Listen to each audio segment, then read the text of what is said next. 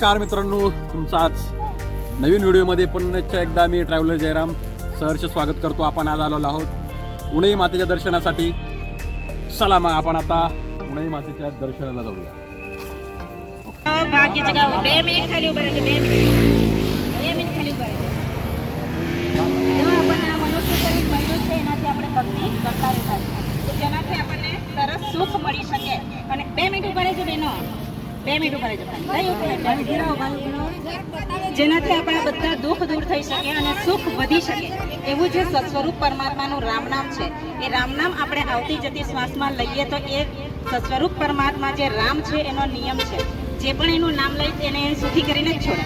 આપણે રામ નામ લેશું તો આપણને પણ સુખ મળશે. તો આવતી જતી શ્વાસમાં રામ નામ લેવાનું છે. બતાવું છું, પછી તમે પણ તે રીતે લેજો.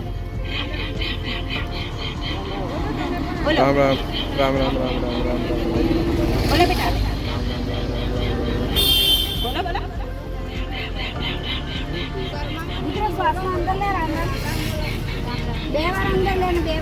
આ રીતે વ્યસન માંસાહાર અને વ્યભિચારનો ત્યાગ કરીને રોજ અડધો કલાક ટાઈપ કરીને રામ નામ. તમને રામ રામ રામ રામ રામ.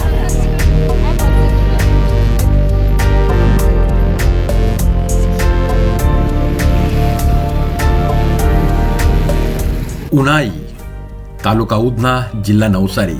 तर मित्रांनो, गाडी पार्क केल्यानंतर आणि प्रभू श्री रामचंद्राचं नामस्मरण केल्यानंतर आपण चाललो आहोत आता उणाई मातेच्या दर्शनासाठी. तर मित्रांनो, उणाईला उणाई हे नाव कसं पडलं यामागे देखील एक रंजक कथा सांगितली जाते. मित्रांनो, आपल्या आजच्या या प्रवासामध्ये आपण ती कथा जाणून घेणार आहोत. मित्रांनो, तत्पूर्वी तुम्ही आपल्या चॅनलला सबस्क्राईब केलं नसेल तर सबस्क्राईब करा, लाईक करा आणि शेअर करायला विसरू नका. गोष्ट आहे रामायण काळातील.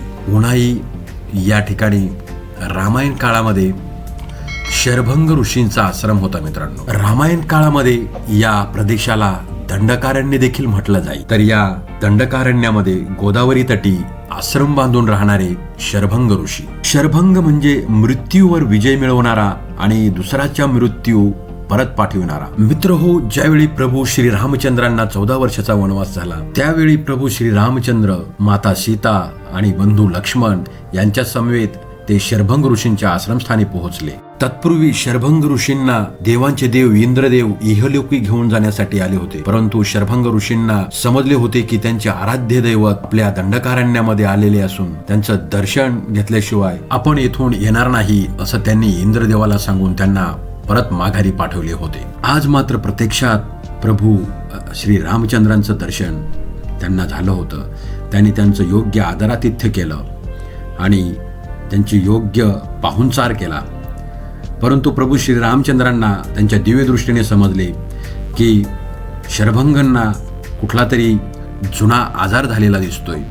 त्यांना कुष्ठरोगाची लागण झालेली होती आणि मग त्यांनी आपल्या दिव्य दृष्टीने बाणाने अगदी पाताळामध्ये नेम धरून बाण चालविला आणि तेथून एक उष्ण आंबा प्रकट झाली.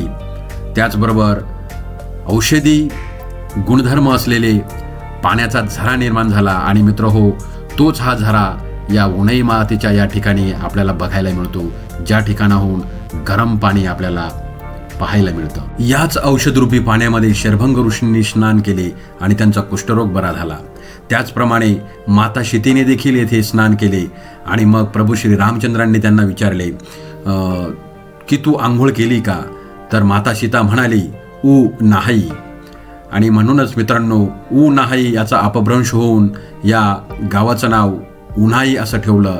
आणि जी उष्ण माता प्रकट झाली त्या उष्ण मातेला देखील उणाई देवी म्हणून नाव ठेवण्यात आले. मित्रांनो, तर अशी ही मोठी आख्यायिका रामायण काळातील या उणाईच्या संदर्भात सांगितली जाते. मित्रांनो, तर अशाच या पवित्र ठिकाणी प्रभू श्री रामचंद्रांच्या पदस्पर्शाने पावन झालेल्या ठिकाणी आपण आज पोहोचलेलो आहोत. मित्रांनो, आणि आता आपली चपला ठेवण्याची व्यवस्था करून आपण आंघोळीच्या ठिकाणी आपण निघालेलो आहोत. मित्रांनो, आणि मकर संक्रांतीचं हे जे काही आपण तिथी म्हणतो मित्रांनो, या तिथीला विशेष महत्त्व असल्यामुळे या ठिकाणी 4 दिवस मोठ्या भक्तिभावाने अगदी महाराष्ट्र गुजरात राज्यामधनं लोक येत असतात. मित्रांनो, आणि 4 दिवस या ठिकाणी मोठी यात्रा भरते. मित्रांनो, आणि या मकर संक्रांतीच्या निमित्ताने या ठिकाणी भक्तिभावाने आंघोळ केल्यानंतर जुन्यात जुने त्वचा विकार बरे होतात. असं मानलं जातं. मंदिराच्या समोरून पुढे डाव्या हाताला गेल्यानंतर एक आपल्याला ओपन कुंड लागतं. त्या कुंडाच्या बाजूने पुढे गेल्यानंतर आपल्याला स्त्रियांसाठी आंघोळीसाठी स्वतंत्र व्यवस्था केलेली दिसते आणि पुरुषांसाठी ही स्वतंत्र व्यवस्था केलेली दिसते. आणि मित्रांनो, हेच ते कुंड आहे की ज्या ठिकाणी हे गरम पाण्याचे झरे आहेत. या पाण्यामध्ये आंघोळ केल्यानंतर जुन्यातले जुने त्वचाविकार बरे होतात असं मानलं जातं. आणि यामागे एक वैज्ञानिक कारण देखील सांगितलं जातं मित्रांनो. या पाण्यामध्ये सल्फर आणि फॉस्फरस असे गुणधर्मयुक्त हे पाणी असल्यामुळे त्वचाविकार बरे होतात असं वैज्ञानिक कारण देखील या ठिकाणी सांगितलं जातं मित्रांनो. आणि विशेष म्हणजे मित्रांनो, अगदी थंडीच्या दिवसामध्ये या पाण्याचं तापमान 55 ते 65 अंश सेल्सिअसपर्यंत जातं. आणि म्हणून एकदाच पाणी न टाकता थोडं थोडं पाणी घेऊन आंघोळ करणं गरजेचं आहे मित्रांनो.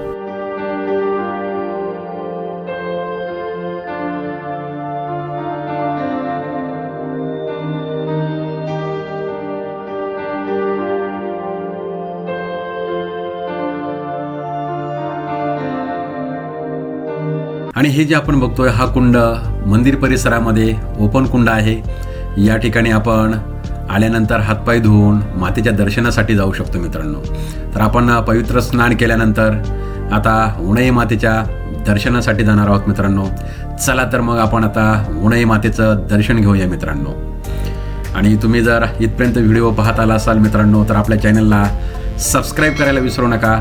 आणि सबस्क्राईब केल्यानंतर बेल आयकॉनलाच प्रेस करा, म्हणजे आपल्याला आपले नवीन व्हिडिओ पाहण्याची संधी मिळेल मित्रांनो. आणि आपलं भाग्य एवढं मित्रांनो की आपण आता अगदी मातेची आरती सुरू झालेली आहे आणि आरतीला आपण पोहोचत आहोत मित्रांनो. चला आमच्यासोबत तुम्ही देखील आरतीचा आनंद घ्या मित्रांनो. बोला उणई माते की जय.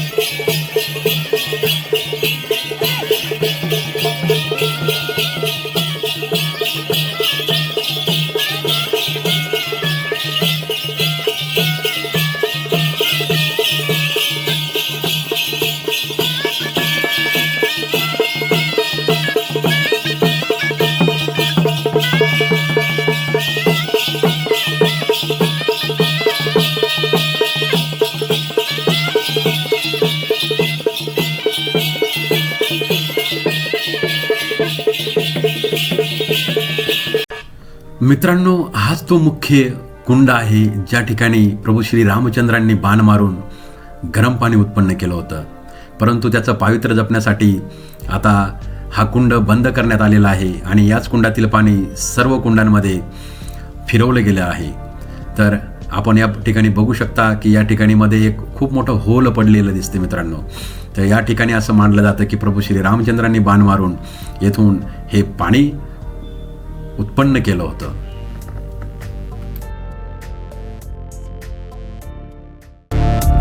मातेचं दर्शन केल्यानंतर मित्रांनो, चला उन्हाळ्याच्या यात्रेत थोडा फेरफटका मारूया.